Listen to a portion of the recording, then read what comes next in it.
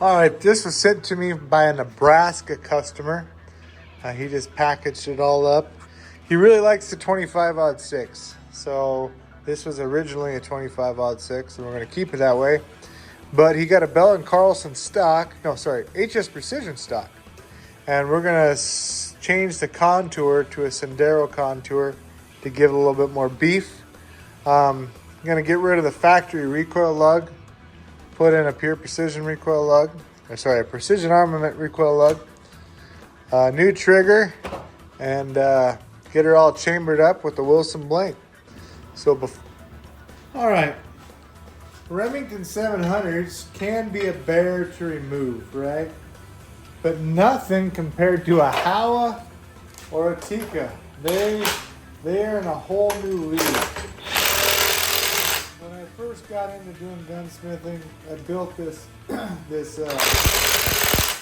barrel line to help remove barrels, because some of them can be an absolute bear to get off. And then this paper just wraps around here like so we don't mar or scratch the action. But yeah, if you guys ever have to remove a Howa barrel, say a few prayers, maybe eat some Wheaties, get your buddies that are gonna go fight the gorilla with you, and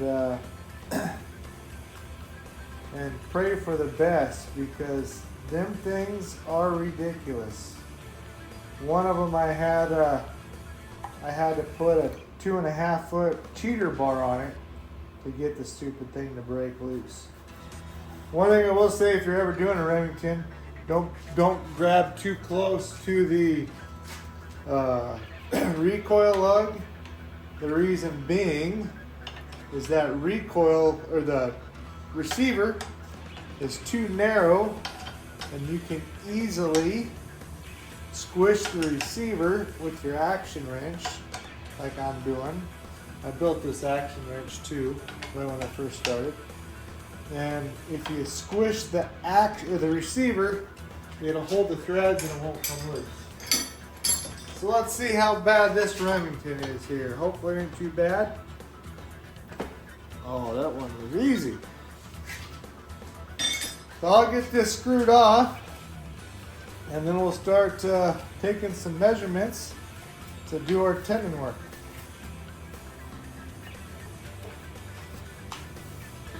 So when we indicate a barrel, we indicate the bore of the barrel to the spindle bore of the machine. The reason we do that is this thing turns, right? And when this thing turns on the outside, I never show this, but I need to. We had the inside perfect, but if we come to the outside, and I do this, you'll see all that run out there, right? When they drill the hole in the barrel, it's never perfect, and even after it's contoured, even on center, it's not going to be perfect. So this barrel spins in here like so, and what we get is run out if we do it on the outside. So we indicate the barrel's bore to the spindle of the machine like so, and we do it inside, and we indicate over 6 inches. So I already got this one all indicated over 6 inches. Using my little handy dandy spider chuck adapter. We use jacking screws that tilts the barrel up and down and left and right. And then we use these screws to adjust our radial run out. This radial run out moves the whole apparatus up and down, front and back. So if we indicate here and it spins, if the barrel's in there at an angle, when it spins clear out here, it's going to be wobbling. It's going to actually be making like a funnel part over here. And we don't want that. We want the barrel to enter the bore perfectly concentric, perfectly in the lands, and go down the bore and out the muzzle, perfectly down the barrel. So I indicated this already. We're going to go down here, double check, make sure everything's centered, everything's balancing on the same number. And now we're ready to do our tenon work. This is a key step, right? This is very important.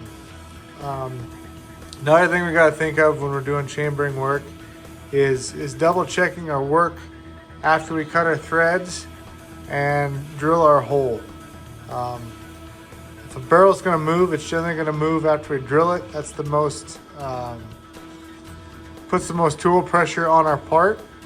So once we check it after we get the hole drilled, we're pretty much where we're at. Nothing's going to move. So we're going to push play, and I'm going to do a little time lapse for you so you guys can watch how this thing does its job.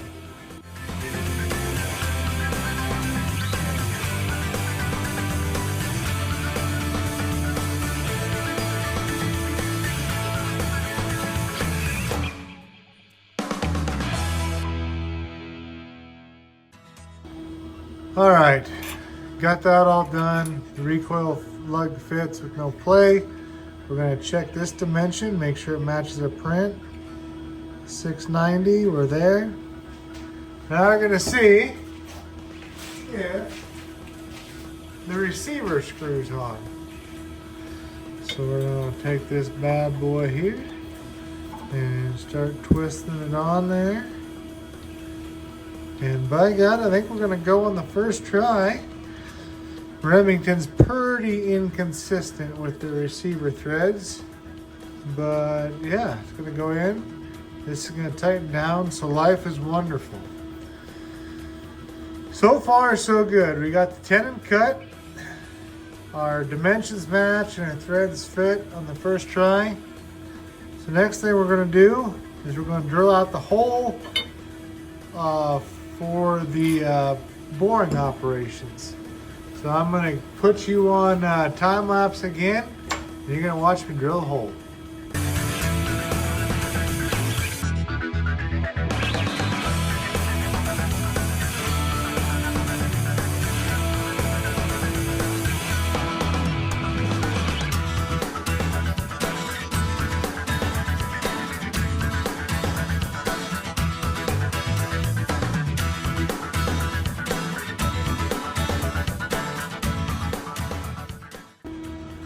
All right, so we got the chamber all bored out, so it's true and square to the bore.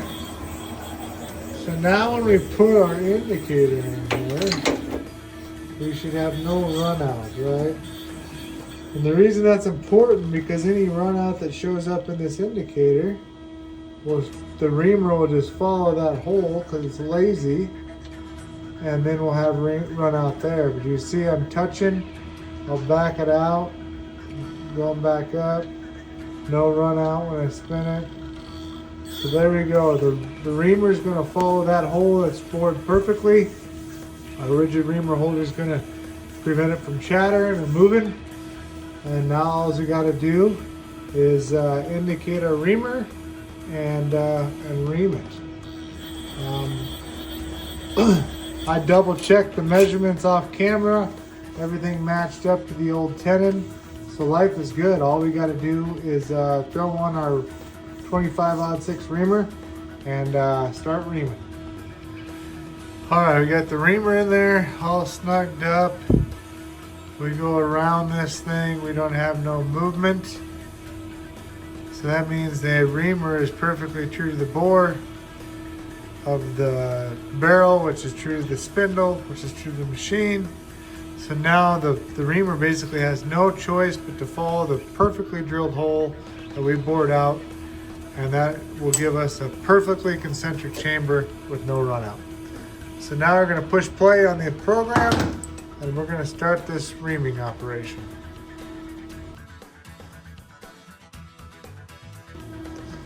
Man, that was a long-winded sucker. So we're gonna check our headspace and see where we fall. All right, we got a go gauge on. We got our action kind of setting up my hand. I'm gonna put this in. Ooh, oh, almost. Little snug. So we're gonna take out 0.02 more, and we're gonna call it a day. So I'll do that in the computer, and we will be done. All right, I adjusted the offset in the computer 2000s. We're gonna go ahead and first cycle start. It's gonna go in. It's gonna cut that last little 2000s peck. It shouldn't take that long.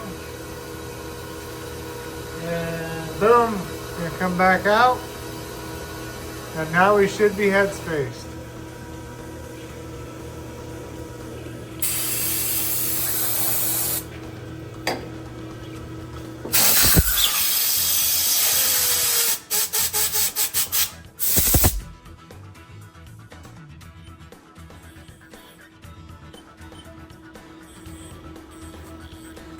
Okay, got our fancy dancy little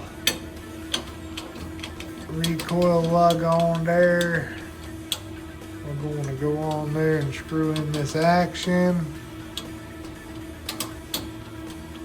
Does she snug? Free. Put this old girl in there. Free. We were so close on the first try.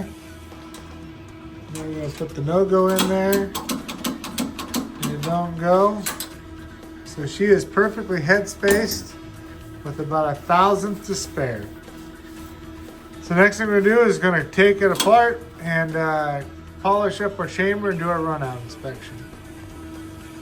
All right, you can see we're bouncing the same way on 0 every time there with this indicator. I'm gonna back her up and put her in the middle of the chamber. Get her on 0. And you can see no movement about right here either. So the lead and the lands are perfect. The chamber's perfect front to back.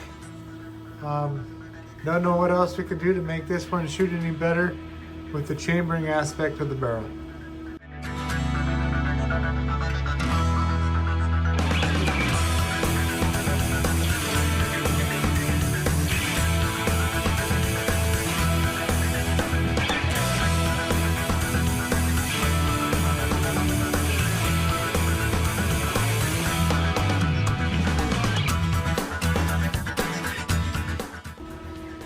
The tenon work is complete. Everything come out nice and shiny and pretty for them. Should be a nice shooting rifle.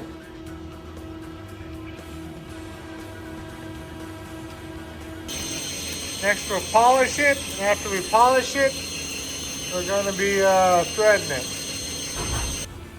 So this is our barrel polisher I built out of an old wood lathe. Kind of crude, but it works.